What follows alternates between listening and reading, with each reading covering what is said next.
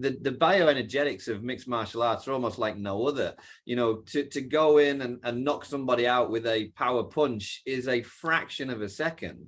But we know that, you know, the glycolytic energy systems and your ability to tolerate and buffer lactic acid is a differentiator between the top athletes and everybody else, you know, on the roster. So those top guys can just handle and tolerate huge amounts of glycolytic kind of energy requirements. And then, yeah, it's an endurance event. It's a capacity event across 25 minutes for a world title bout. So, you know, how do you take something that could be a fraction of a second, or it's going to take you 25 minutes to ultimately win, and put that into a training strategy? We talk about this truly being the decathlon of combat sports, and all those constituent training units that you have to consider. Again, is another piece of the complexity to this puzzle. And it's fascinating watching these guys go about it with their coaches. It's absolutely amazing how, you know, we see one gym or one style doing something, and then, you know, another athlete from a different gym will come with a completely different approach, you know. And we talk about jiu-jitsu and the guys down there in the favelas that just live in the gym all day with their families and their children. They're hanging out. It's a social club, and they're rolling and doing jiu-jitsu. And then, you know, the Dagestani wrestlings where they, you know, they're going into hard training, wrestling exposures for 2-3 hours in a row. You know, it's fascinating seeing it all come together. I mean, yeah, I think. I'm sorry. Oh, I was gonna, you know, I was gonna. One of my favorite Bruce Lee quotes is, you know, I fear not the man that has practiced 10,000 kicks one time, but the man who has practiced one kick 10,000 times. And yeah, it sort of harkens to. And this might be more your personal bias, Duncan. If you had an athlete, would you have them work on what they're really good at all the time? Let's say it's grappling, or hey, let's work on your some of your weaknesses. Yeah, and it's a legitimate question because you have limited time. I mean, you just don't have all day to do this. Absolutely. So I'll give you my pragmatic response, and I'll give you my formal response. I mean, pragmatically, these guys are world class because they do something exceptional. Okay, they are in the UFC and they're world-class fighters because something, whether it's conditioning, whether it's this left high kick, whether it's their ability to take you down, whether it's your ability to pummel against the fence, they're doing something which is exceptional. Now you need to retain that and make that strength a super strength and an X factor. You know, you need to be an X-man, whatever it is you do, and make it so dominant that retains your ability to succeed in chaos.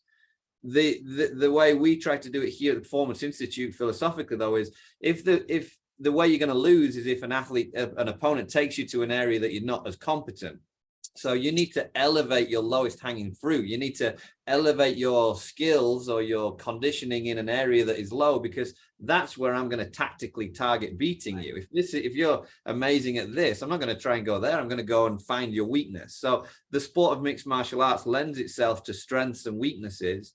And we try to have a phased response where if an athlete is off camp, away from fight camp, doing general or specific preparation, we really philosophically try to elevate the lowest hanging fruit. We try and lift your weaknesses and make your weaknesses less weak, for want of a better term.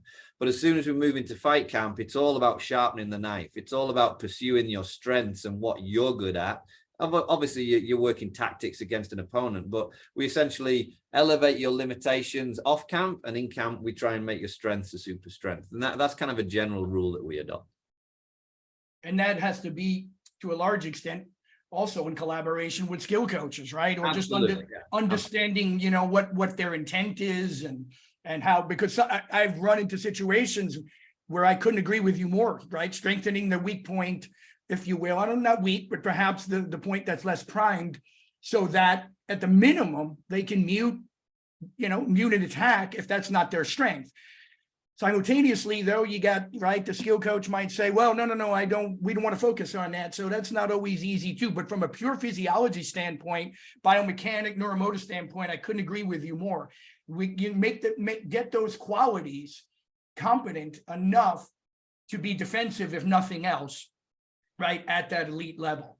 So, well, it's certainly what we do. You know, so our academy in Shanghai, we have not only performance services, but we also employ MMA coaches, striking coaches, grappling coaches there to work with our athletes. So philosophically, if I take our paradigm and our approach internally of the Performance Institute with our academy, that's how we go about things technically and tactically. We're trying to raise limitations off camp. We're trying to make strengths, super strengths in camp. But when we bring it kind of here to Vegas, where I'm currently situated, we work with the UFC rostered athletes already that have got their own technical and tactical coaches.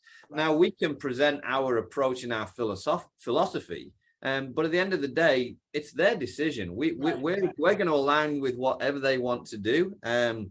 And we're not bold enough to say, no, you're wrong and incorrect. They've been doing this long before we arrived, Ray Longo, and I know, people like that, and, the Javi Mendezes of this world, and the Trevor Whitmans of this world. These guys are like savants in terms of how to go and win combat, how to win a fight. And then what we do is we essentially present our thoughts and our approach, and then we'll fall in line with whatever the tactical coach wants to do with their athlete, or what the athlete's ambition is for the next fight. And the other thing is, styles are always changing. So opponent A versus opponent B, my next fight, that fight camp might be completely different because I'm fighting a grappler versus I'm fighting a striker. So it's always changing and evolving. And the tactics of MMA are one of the most fascinating things that I'm exposed to, because you see inside the minds and the complexity of what the athlete and the coach are going through and how they're going to succeed. And then we try and tag along for the ride, like I say. Question I had I wanted to talk a little bit about maybe some of the insights you've gained from the Institute. So contributions maybe, Duncan, where the UFCPI has advanced, which we know it has, maybe safety, performance, recovery. Do you see any kind of primary markers, if you will, or ways you guys have been able to do that? In terms of certainly safety. I know recovery, you all have worked so well on that and so hard on that. Are there any things you could look at that you think that have really worked well in advancing those factors for the athlete at the PI that we should all know about, because we may not? Yeah, I mean, listen, I'm biased, right? And I'm being flippant, but I'm biased. I'm going to give you kind of my perspective on it. Back when I was, when I was first interviewing for my position as the first individual coming into the Performance Institute, the mandate at that point was very clear. There were these two areas that were very specific ambitions and KPIs that we wanted to work towards. Number one was health and well-being, to avoid athletes dropping off fights, because there's a financial implication if Khabib drops off a fight. That might have a financial impact on the UFC. And then number two, weight making exercises, and how our athletes are going into the octagon or making weight in an optimized fashion. So they're two very big paradigms that we've put a lot of work and effort into.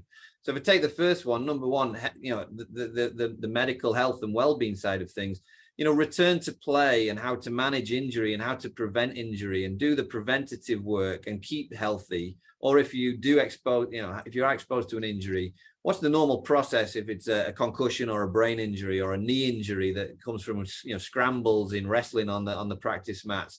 What's the process? So we're educating the whole community around that at any moment in time. And I think return to play, particularly from brain health and having a very, very defined, return to health or return to play following concussion, is something that we've put a lot of work and effort into. With our partners over at the Cleveland Clinic and the Association Ringside Physicians and others. This is not just ourselves.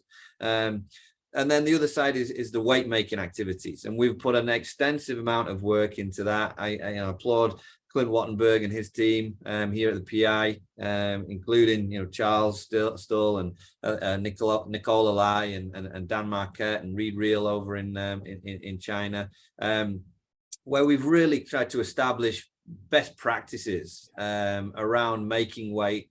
It's a fine art now, and again, we know that it can be done. We can make athletes drop weight to a preferred competition weight and then do some amount of rebound work, and that doesn't essentially accelerate the issues of gut inflammation or purging whatever you eat or whatever it may be. Again, it's all about optimization on a Saturday evening, and how are you going about this in the most appropriate fashion. Handling and managing hydration status, as we all know, is a critical piece of that. So they're the two big rocks. you know, we look at the number of missed weights that we exposed to. We've cut that by about 67% in the last 4.5 years, which we think is obviously making an impact. It means that our athletes are you know, keeping money in their pockets rather than missing money, losing money because of missed weight. But then there's obviously some other things like, you know, the conversation around training load and periodization for this sport, which we've spoke to, you know, a little bit. How are we starting to consider, you know, phased responses or phased training approaches, you know, distributing load and not just this red line effect of like, let's just go and train hard today, you know, like actually understanding the ebbs and flows of what's going to allow you to recover and regenerate and get back on the mats, you know, in the next day or so and optimize your skill acquisition then. So, you know, there's definitely some things I can talk to that I think we've really changed the awareness of in the community. And the more people that come to the UFC and then go back to their own gyms and start to say, hey, we did this, or we're talking about this, or they exposed me to this treatment, or there's this little technology for massage, we should get one for the gym, whatever it is. Exactly. Slowly but surely, we're just shaping better professionalism and best practice out in all our gyms around the world.